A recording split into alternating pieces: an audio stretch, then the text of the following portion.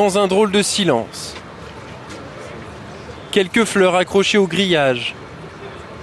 Des couleurs bleu-blanc-rouge moins flamboyantes qu'à l'accoutumée, l'absence de Thierry Gilardi donne à ce France-Angleterre un goût amer. Ça me fait beaucoup d'émotions parce que je l'aimais bien.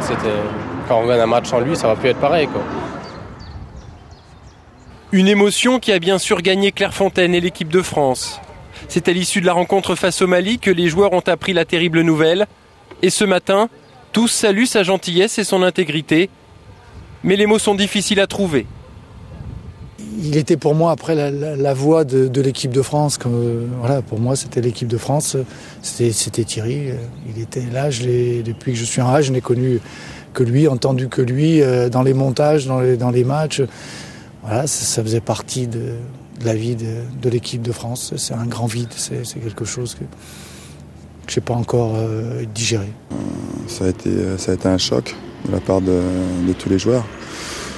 Parce que Thierry, pour nous, il était celui qui était proche des joueurs. C'était le lien entre l'équipe de France et les supporters, les gens de l'extérieur. Et pour nous, il représentait beaucoup plus qu'un simple journaliste. Patrick Vieira s'adressera aux téléspectateurs en direct sur notre antenne, juste avant la rencontre. Avec les 80 000 supporters du Stade de France, les Bleus respecteront ensuite une minute de silence. Puis ils porteront un brassard noir durant tout le match face à l'Angleterre.